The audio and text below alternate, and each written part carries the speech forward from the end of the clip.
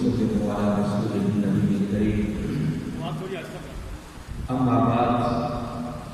فأعوذ بالله من الشيطان الرجيم بسم الله الرحمن الرحيم قال الله تبارك وتعالى في القرآن المجيد واتخذ الله إبراهيم خليلا صدق الله العظيم. معزز حاضرین و سامعین، السلام علیکم ورحمۃ اللہ وبرکاتہ.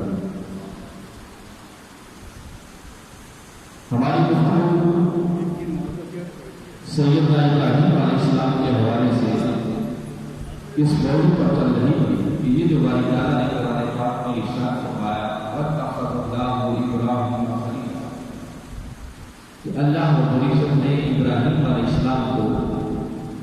اپنا خالص دوست چن لیا، ان کو اپنی دوستی کے لیے منتخب کر دیا. اللہ رب العزت کا وہ ضابطہ، وہ اصول، وہ قانون جس کے تحت انہوں نے ابراہیم علیہ السلام کو اپنی دوستی کے لیے منتخب کیا، وہ ضابطہ ایک یہ ہے جو اس نے سورہ بقرہ میں بیان کیا. فرمایا وَإِذِ ابْتَلَىٰ إِبْرَاهِيمَ رَبُّهُ بِكَلِمَاتٍ فَأَتَمَّهُنَّ، کہ ابراہیم علیہ السلام کے رب نے انہیں مختلف آزمائشوں میں ڈالا، انہیں جانچا، انہیں رکھا. فَأَتَمَّهُنَّ، پس ابراہیم علیہ السلام ہر آزمائش میں کامیابی سے ہمکنار ہوئے، اور جب ہر آزمائش میں کامیابی سے ہمکنار ہو گئے تو تب فرمایا قَالَ إِنِّي جَاعِلُكَ لِلنَّاسِ إِمَامًا، کہ ابراہیم کیونکہ تمہارا آزمائش میں کامیابی سے ہمکنار ہو گیا ہے، ہم آپ کو پوری انسانیت کی امامت کے منصب پر فائز کریں. تو گویا اللہ رب العزت کا ضابطہ یہ ہے کہ جب وہ کسی بندے کو امتحان میں ڈالے، اس کو آزمائے، اس کو جانچے، اس کو پرکھے، تو جب وہ ہر امتحان میں کامیابی سے ہمکنار ہو جاتا ہے تو پھر باری تعالیٰ سزے کے طور پر اس بندے کو اپنی دوستی کے لیے منتخب کر دیتا ہے. ابراہیم علیہ السلام کی زندگی کا اگر جائزہ لیا جائے تو ان کی زندگی سراپا امتحان نظر آتی ہے. پچھلے جمعہ المبارک کی نشست میں میں نے اسی موضوع پر کرتے ہوئے یہ بات کی تھی کہ ابراہیم علیہ السلام نے جس ماحول بیان کو لی وہ شرک سے آلودہ ماحول تھا، اور اس ماحول کے اندر کلمہ حق بلند کرنا یہ کوئی معمولی بات نہیں تھی. مگر ابراہیم علیہ السلام نے اپنی جان کی پرواہ کیے بغیر کلمہ حق بلند کیا، ان کے بتوں کو ٹکڑے ٹکڑے کر ڈالا، جس کے نتیجے میں ملا کر ان کو آگ سے نور میں پھینکنے کا فیصلہ ہوا، اور ابراہیم علیہ السلام اس بڑکتی ہوئی آگ میں تو ڈوب گئے، مگر اللہ کی رضا کی خاطر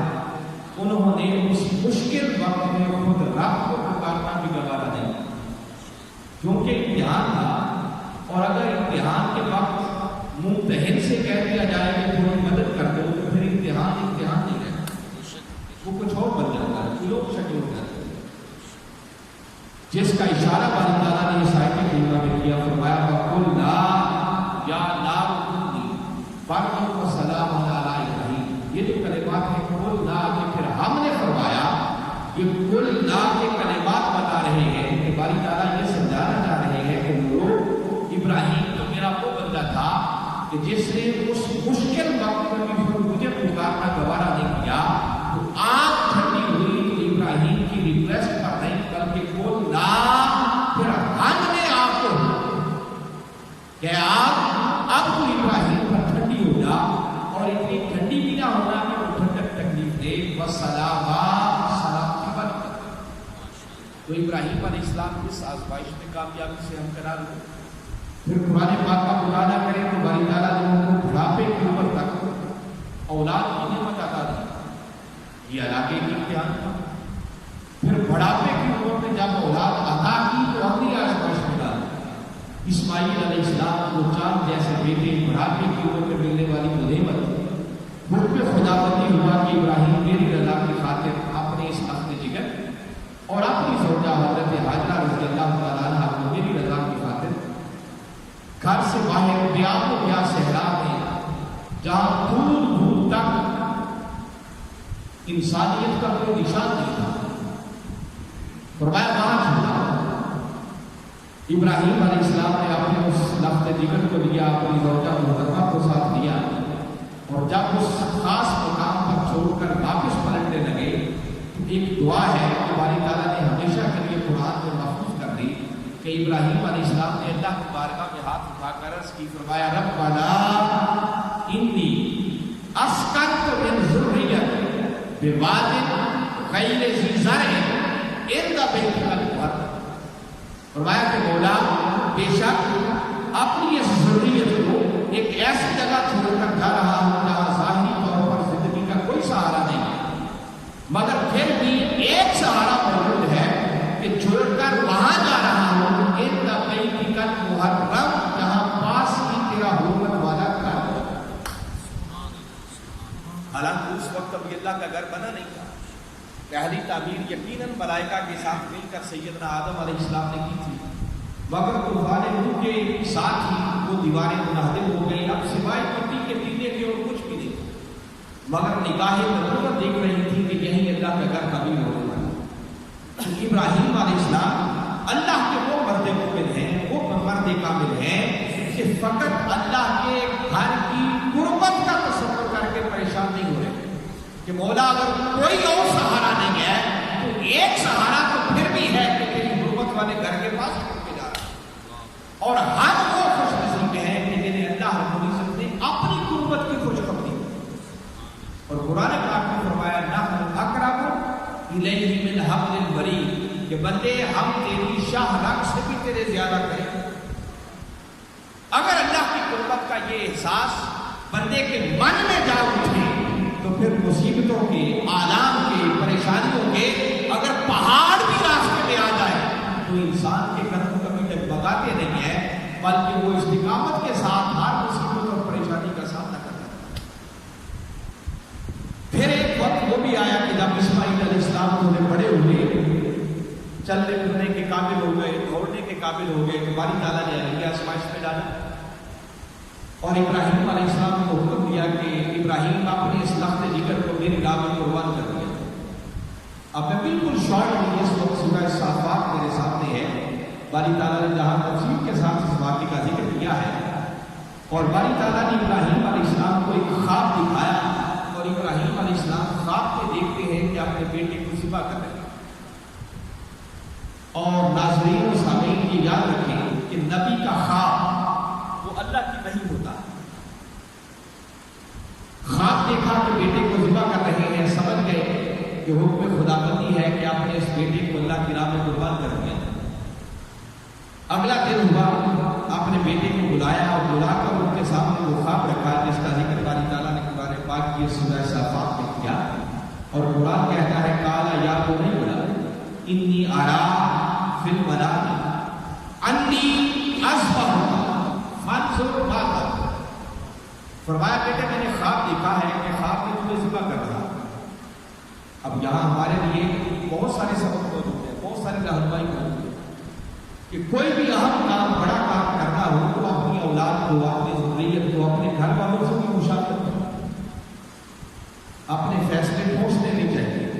حالانکہ یہاں تو ایک ایسا حکم تھا کہ جس میں سرے پوری انحراف کی گنجائش نہیں تھی. ابراہیم علیہ السلام کو کوئی شک و شبہ نہیں تھا کہ یہ حکم خداوندی ہے اور مجھے اپنے بیٹے کو اللہ کی راہ میں قربان کرنا ہے. وہ جانتے تھے کہ اللہ کی نہیں ہے, کہ اللہ کا حکم ہے,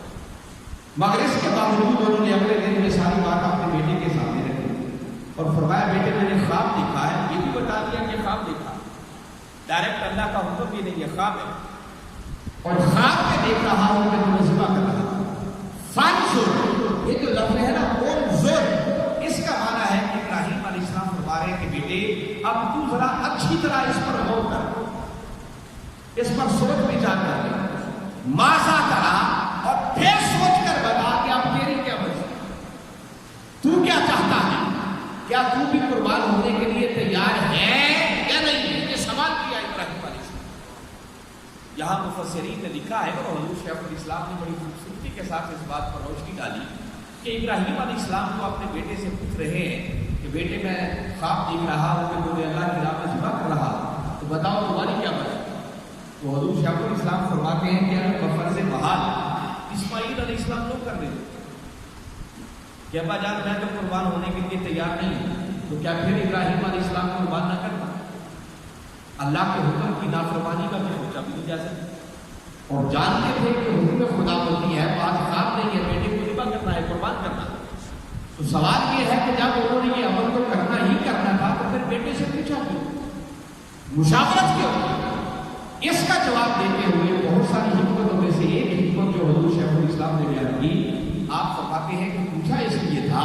کہ ابراہیم کو تو معلوم تھا کہ یہ عمل میں نے کرنا ہی کرنا ہے، اب اسماعیل علیہ السلام سے اس لیے پوچھا کہ اگر بیٹا خود حکم خداوندی سمجھ کر اپنی مرضی سے قربان ہونے کے لیے تیار ہو جائے گا تو مفت میں اسے بھی اس پر اجر اور اللہ کی بارگاہ سے کہو، ان کو بھی بلندی درجات ملے سرا، ان کو بھی اللہ کی بارگاہ سے وہ مقام اور رضائے خداوندی کا وہ ٹائٹل ملے گا کہ شاید جس کا کوئی تصور بھی نہیں کر سکے۔ تو پوچھا کہ بیٹے بتاؤ اب تمہاری کیا مرضی اور قربان جائیں تو اس موقع پر اسماعیل علیہ السلام نے جواب دیا جسے قرآن نے پھر ہمیشہ کے لیے اپنے اندر محفوظ کر دیا۔ باپ بیٹے کو ذبح کرنے کی بات کر رہا اور بیٹا کس ادب سے لبریز جواب دیتا ہے، فرمایا قال یا ابت افعل ما تؤمر ستجدنی انشاءاللہ من الصابرین۔ عرض کی کہ ابا جان جو اللہ کا حکم ہوا ہے کر گزریے، اگر اللہ نے چاہا آپ مجھے صبر کرنے والوں میں سے ہیں۔ یعنی آپ ایک لمحے کے لیے سوچیں کہ باپ بیٹے کو ذبح کرنے کی بات کر رہا ہے، اور آج ہم بھی ذرا اپنے حالات کا جائزہ لیں کہ آج کے دور میں باپ اگر بیٹے کو کچھ کہہ دے، کتنے بیٹے ہیں جو خوش دلی کے ساتھ بات حکم کی تعبیر کرتے ہیں، اور یہاں تو عام حکم نہیں ہے، باپ بیٹے کو ذبح کرنے کی بات کر رہا ہے۔ اگر آج کے دور کا کوئی جوان ہوتا تو شاید وہ باپ کی داڑھی پکڑ لیتا کہ ابا جان آپ کا جواب ٹھیک ہے، میرے ذبح کرنے کی بات کر رہے ہیں، مگر ادب سے ایسا لبریز جواب دیا کہ جسے دیکھ کر بات کو بھی بے ساختہ کہنا پڑا تھا کہ یہ فیضان نظر تھا یا کہ مکتب کی کرامت تھی، سکھائے کس نے اسماعیل کو آداب، کہ وہ اسماعیل علیہ السلام جن کو بچپن سے ہی گھر سے باہر ویرانوں میں چھوڑ دیا، جنہوں نے کسی مکتب اور مدرسے کا تک نہیں دیکھا تھا، کسی یونیورسٹی میں تعلیم حاصل نہیں کی تھی، وہ باپ کو جواب دیتے ہیں تو ادب سے اس قدر لبریز یس کرتے ہیں کہ ابا جان جو اللہ کا حکم ہوا ہے کر گزری، افعل ما تؤمر، جو حکم ہوا ہے بس کر ڈالیے، ستجدنی انشاءاللہ من الصابرین، اگر اللہ نے چاہا ابا جان آپ مجھے صبر کرنے والوں میں سے ہیں۔ اس کی میں ڈیٹیل میں ابھی نہیں جاتا، انشاءاللہ قالین کے خطبہ میں اس پر میں بات کروں گا،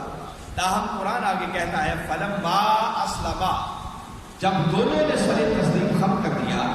باپ بیٹے کو قربان کرنے کے لیے تیار ہو گیا، بیٹا جان قربان کرنے کے لیے تیار ہو گیا، فلما اسلما، جب دونوں نے اپنے سر کو جھکا دیا، اللہ کی رضا کے سامنے سر تسلیم خم کر دیا، وَتَلَّهُ لِلْجَبِينِ، اور پھر ابراہیم علیہ السلام نے اپنے تخت جگر کو پیشانی کے بعد لٹا دیا،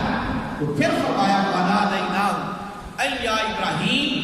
قَدْ صَدَّقْتَ الرُّؤْيَا إِنَّا كَذَلِكَ نَجْزِي الْمُحْسِنِينَ، فرمایا پھر ہم نے آواز دی، کیا ابراہیم تو نے خواب کو سچ کر دکھایا، اب قضا کی چھری روک لے، اب تیری جزا لینے کا وقت ہے۔ تو اللہ کا کرم یہ ہوا کہ پھر اسماعیل علیہ السلام کو بچا لیا گیا اور جنت سے بھیجا ہوا دودھا ان کی جگہ پر سکا، اور اللہ رب العزت کو اپنے خلیل ابراہیم علیہ السلام کی یہ ادا اور اسماعیل علیہ السلام کی قربانی کا منظر اتنا پسند آیا کہ عشق و وفا کی اس داستان کو تا قیامت زندہ اور زندہ رکھنے کے لیے باری تعالیٰ نے اپنے محبوب مکرم صلی اللہ علیہ وسلم کی امت پر اس قربانی کرنے کے عمل کو واجب کر دیا۔ ناظرین مکرم، یہ ابراہیم علیہ السلام کی سنت ہے۔ میں یہ چند منٹ جو ہمارے پاس بچے ہیں تو میں چاہتا ہوں آج کے دن کی اہمیت کو سامنے رکھتے ہوئے قربانی کے حوالے سے چند باتیں آپ کے سامنے رکھوں تاکہ اگر کچھ غلط فہمیاں ہمارے ذہن میں پائی جاتی ہوں تو وہ دور ہو سکے۔ یاد رکھیں کہ ہر صاحب نصاب شخص پر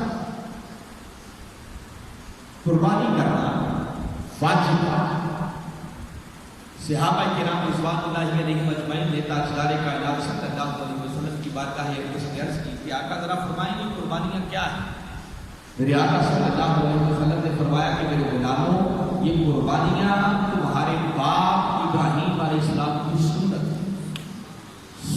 و ابی کو ابراہیم، فرمایا تمہارے ابراہیم علیہ السلام، تمہارے باپ ابراہیم علیہ السلام کی سنت، تو گویا ان کی سنت پر عمل کرتے ہوئے ہم جانور اللہ کی راہ میں پیش کرتے ہیں۔ جیسے میں نے عرض کیا کہ ہر صاحب نصاب شخص، نصاب جو زکوٰۃ کے لیے ہے وہی ہے جس میں 52.5 تولے چاندی یا 7.5 تولے سونا یا اس کی قیمت کے برابر اگر ذاتی ضروریات سے باہر آپ کے پاس کوئی سامان ہے، مالیت ہے، کوئی لکڑی ہے، اور اگر اتنی استطاعت آپ کے پاس ہے کہ آپ صاحب نصاب ہیں، تو فرمایا ہر ایسے شخص پر قربانی کرنا واجب ہے۔ زکوٰۃ کے نصاب میں اور قربانی کے نصاب میں فرق صرف اتنا ہے کہ زکوٰۃ کے لیے اس نصاب پر سال کا گزرنا ضروری ہوتا ہے، مگر قربانی کے لیے عید کے 3 ایام ہیں، 10، 11 اور 12 ذوالحج، ان تینوں ایام میں کسی وقت بھی اگر آپ صاحب نصاب ہو گئے اور آپ کے پاس اتنی مالیت کی کوئی چیز آ گئی جو آپ کی ذاتی ضروریات سے بچ کر وہ نصاب کو پہنچ جائے، تو ہر اس شخص پر قربانی کا کرنا واجب ہے۔ ایک غلط فہمی میں لوگوں کو اور بھی پائی جاتی ہے اور ہمارا وہ کلچر بن چکا ہے کہ ایک فیملی اور ایک قربانی، ایک خاندان اور ایک قربانی۔ گھر میں باپ نے کر دی تو بیٹے سمجھتے ہیں ہماری طرف سے بھی ہو، بہویں سمجھتے ہیں ہمارا واجب بھی ادا ہو گیا۔ اس کا ہرگز شریعت کے ساتھ کوئی تعلق نہیں ہے۔ اگر گھر کے اندر 10 افراد بھی صاحب نصاب ہیں تو ہر شخص پر انڈیویجولی اپنی طرف سے قربانی کرنا واجب ہے۔ کسی ایک کی طرف سے قربانی کرنے سے دوسرے کا واجب ادا نہیں۔ بسا اوقات باپ پر قربانی واجب ہوتی ہے، بیٹوں پر نہیں ہوتی۔ کئی بار ایسا ہوتا ہے بیٹوں پر واجب ہوتی ہے، باپ پر واجب نہیں ہوتی۔ تو ہر کوئی اپنے عمل کا ذمہ دار ہے، ہر کسی نے اپنی طرف سے قربانی کر دی، اور واجب وہ عمل ہے کہ جس کا ترک کریں گے تو گناہگار ہوں گے اور اللہ کی بارگاہ میں آپ کی گرفت ہوگی، عذاب بھی ہوگا۔ تو لہٰذا ایک تو اس بات کو ذہن نشین کر دیں کہ ہر صاحب نصاب شخص پر، گھر میں اگر خواتین ہیں ان کے پاس زیور ہے، ان کو آپ نے کلیتاً مالک بنا رکھا ہے اور اس میں تصرف کا حق رکھتی ہیں، جب چاہے بیچتے ہیں، جب چاہے اپنے استعمال میں لائیں۔ اگر ان کے پاس اتنا سونا ہے تو حد نصاب کو پہنچ جائے تو اس خاتون پر بھی قربانی کرنا واجب ہے۔ قربانی کے لیے بنیادی شرائط کیا ہے؟ سب سے پہلے نمبر پر مسلمان ہونا ہے، پھر عاقل ہونا ہے، پھر بالغ ہونا ہے، پھر مقیم ہونا ہے، اور پھر صاحب نصاب۔ جس شخص میں بھی یہ 5 شرائط پائی جائیں گی، خواہ وہ مرد ہو یا عورت، اس شخص پر قربانی کرنا واجب ہے۔ اور تاجدار کائنات صلی اللہ علیہ وسلم نے فرمایا کہ عید کے دن، قربانی کے دن، عید کی نماز کے بعد قربانی کرنے سے بڑھ کر کوئی عمل اللہ کی نگاہ میں مقبول نہیں۔ سب سے زیادہ پسندیدہ عمل اگر قربانی کے دن اللہ کے ہاں کوئی ہے تو اس کی راہ میں قربانی کرنا۔ حتیٰ کہ تاجدار کائنات صلی اللہ علیہ وسلم نے یہاں تک ارشاد فرمایا کہ جو استطاعت رکھنے کے باوجود، وسعت رکھنے کے باوجود بھی قربانی نہیں کرتا، فرمایا خبردار اسے ہماری عیدگاہ کے قریب آنے کی بھی کوئی ضرورت نہیں، اس کی نماز کی قبولیت کی بھی کوئی گنجائش نہیں۔ فرمایا وہ اپنی نماز بھی اپنے پاس رکھے لے جائے۔ تو نماز کو قربانی کے ساتھ جوڑ دیا۔ فرمایا عید کی نماز بھی اسی کی قبول ہوگی جو اللہ کی راہ میں قربانی کرے۔ اور باری تعالیٰ نے جب قرآن میں حکم دیا تو جہاں دونوں باتیں باری تعالیٰ نے بھی جمع رکھی، فرمایا فصلی لربک وانحر، اے میرے محبوب مکرم نماز بھی پڑھیے اور اللہ کی راہ میں قربانی بھی۔ اور پھر آقا کے وسیلے سے یہی حکم اس قربانی کے واجب ہونے کے لیے پوری حکم دی ہو۔ میں نے پہلی بات تو آپ کو یہ بتائی کہ قربانی کرنا یہ ابراہیم علیہ السلام کی سنت ہے، اور ہر صاحب نصاب شخص پر، خواہ وہ مرد ہے یا عورت، اس پر قربانی کا کرنا واجب ہے۔ اور عید کے دن، قربانی کے دن، قربانی سے بڑھ کر کوئی عمل نہیں ہے جو اللہ کی بارگاہ میں اس سے زیادہ پسندیدہ، بلکہ میرے آقا صلی اللہ علیہ وسلم نے فرمایا کہ کوئی اور ایسا عمل نہیں ہے کہ جس پر خرچ کریں تو وہ قربانی کے عمل پر خرچ کرنے سے بڑھ کر اللہ کی بارگاہ میں زیادہ پڑے۔ کئی لوگوں کے ذہنوں میں ایسا خیال بھی آتا ہے نا کہ جانور ذبح کرنے کا کیا فائدہ، گھر میں 8-10 لوگ ہیں جو صاحب نصاب ہے تو چلو بھئی 1-2 جانور ذبح کر لو تو باقی پیسے غریبوں کو دے دو۔ نہیں، غریبوں کو دینا ایک الگ اجر اور ثواب کا کام ہے، مگر فرمایا کہ قربانی کے دن ہر صاحب نصاب شخص پر قربانی کے عمل سے بڑھ کر کوئی اور عمل اللہ کی بارگاہ میں پسندیدہ ہے۔ وہ آپ غریبوں کو کروڑوں بھی دے دیں، اگر قربانی نہیں کرتے تو آپ اللہ کی بارگاہ میں مجرم ہوں گے، گناہگار ہوں گے، گرفت ہوں گے۔ پھر بسا اوقات ایک کلچر میں نے یہ بھی دیکھا ہے، بچپن سے ہم دیکھتے آ رہے ہیں